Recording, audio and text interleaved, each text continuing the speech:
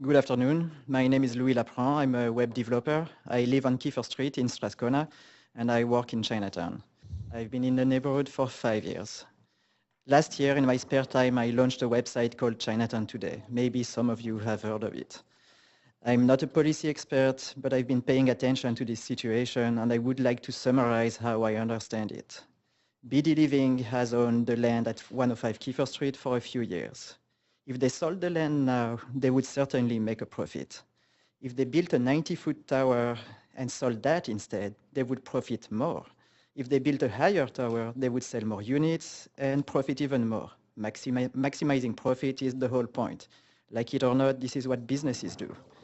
Thankfully, there are rules, policies, and elected officials there to ensure the pursuit of profit is not harmful to Chinatown. If a proposed building has a negative impact on the neighborhood, it needs to balance it out by providing equivalent benefits to the community. Since BD Living needs maximal profit, their plan obviously is for a tower more than 90 feet high. And that is why we are here today, to make sure the rules are respected, to determine how damaging this plan is to Chinatown and whether to provide enough benefits, or whether it provides enough benefits to compensate that damage. I was preceded by more eloquent speakers who have explained in many ways how bad the damage will be, and I agree with them. Personally, I believe this new building will have a cataclysmic impact on Chinatown, and that it would take more than a poor floor with 25 tiny units of so-called affordable housing to make up for the deep socio-economic change that it is going to inflict on Chinatown. But that's just me and my vision of the neighborhood. I understand councillors must make their decisions based on rezoning policy. So once again, I'm going to quote from HA1A, Chinatown South rezoning policy. Clause 6A states that the project should respect historic Chinatown HA1 in terms of adjacent architectural scale, orientation, massing, expression, details, and materials, end of quote. The building proposed for 105 Keefer Street is enormous compared to the Chinese Cultural Center, Museum, the Sun Yat-sen Classical Chinese Garden, and the monument. If I understand correctly, allowing the rezoning is a contravention of Clause 6A. Some people in the community, and some of you I suspect, view the proposed building as a bounty to Chinatown. It's the old dream of revitalizing Chinatown by bringing new residents and new money to the neighborhood.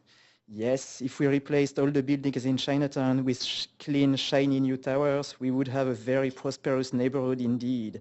I can see the TripAdvisor reviews. Visit the coolest, safest, and newest Chinatown in the world. It's like Brooklyn, only better. Maybe we could even have a museum or a couple of perfectly preserved society buildings as a reminder of how far we've gone, how much progress we've made, how easy we have it compared to the working class Chinatown population of old. Speaking of the indigenous population, where are they now? Nobody knows. I bet they live there happily ever after, comforted by the knowledge that their old Chinatown is much better now. Seriously? Is that how it goes? Would you be okay with that? Chinatown is a mess, but it's an important mess. The heart of this city, it is our mess. We must find a way to make it work. We cannot just replace the whole thing and keep calling it Chinatown. These last few years, Chinatown has already been dealing with a rapid influx of new residents, new money, and new businesses. It was not prepared for it, and it's going to take a while before it finds its balance again. Chinatown, as proud and mighty as it is, Chinatown needs a break. Like a wise man once said, the overall experience of Chinatown revitalization will be enhanced by frequent pauses between new development projects. And that's it. Okay, thank you very much for being here.